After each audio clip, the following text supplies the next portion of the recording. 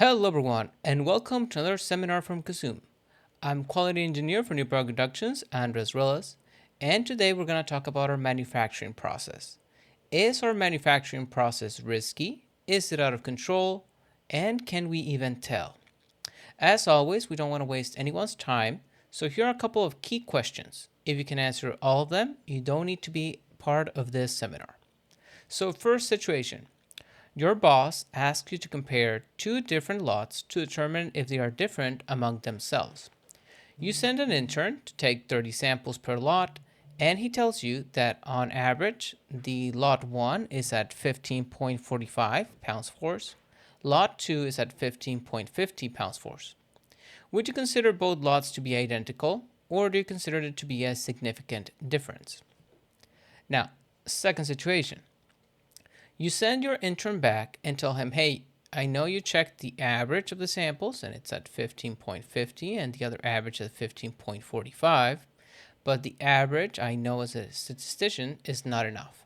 You still need to look at the standard deviation to make a good quality call. So he looks at the first lot. The first lot is at 3.2 standard deviation and the second lot is at 3.4 standard deviation. Would you consider the lots to be the same? And even if they are different, is it significant? Should you be alarmed at this point? Third possible situation. You've been monitoring your process for a while, and the last 7 days, the data output looks like the graph on the left. This one right here.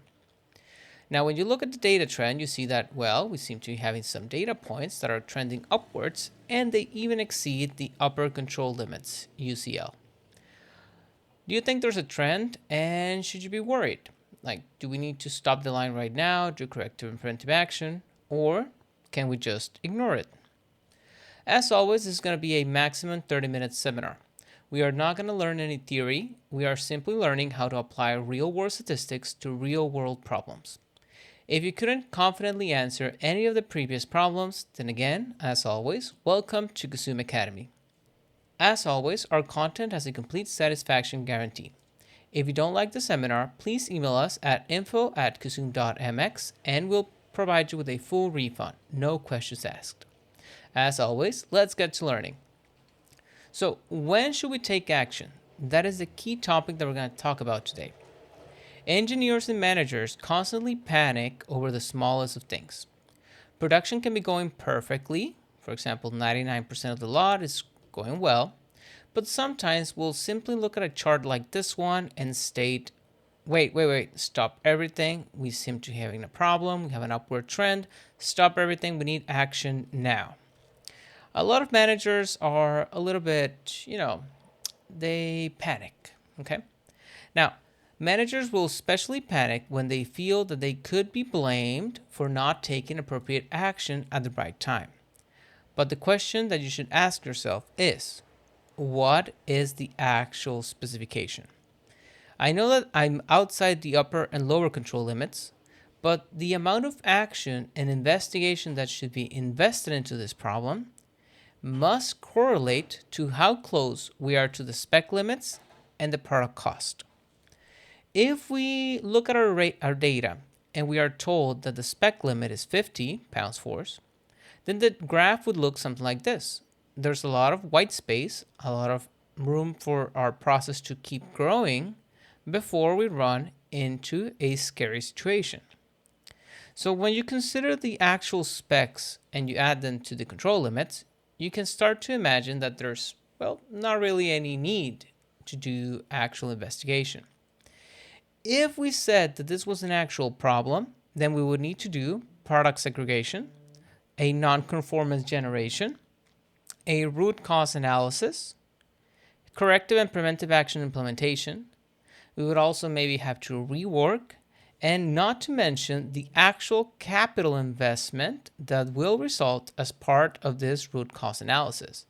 When you do the root cause analysis, maybe somebody will say, oh, you know what? We had a water valve malfunction. So it's something simple. Just move it from the off position over to the on position.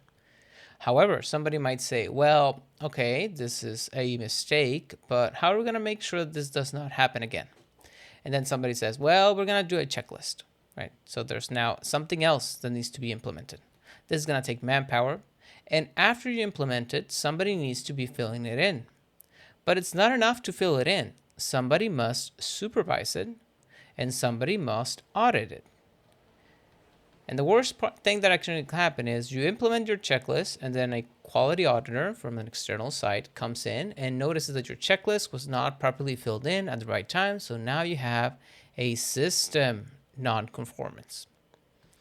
So again, implementing corrective action, preventive action might sound simple, but sometimes it's simply not worth the hassle.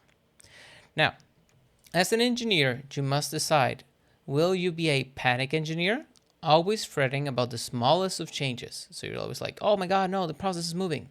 Or are you a realist engineer? You consider not just the theory, but the application of all your concepts.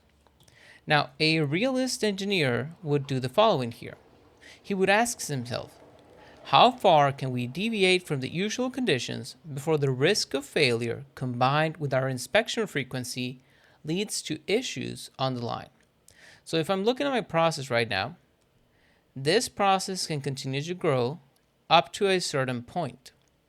Where is that point? Is that point at 30 pounds force? Is it at 35, 40, 45? We need to ask ourselves, how far away can I get from the usual spec, which is 16 pounds force, before it becomes a problem for my spec limit of 50? Now, in a perfect scenario, we would always invest enough money to return this process back to baseline. But real world conditions do not have infinite money or infinite manpower. So we need to be selective on where we invest and where we don't.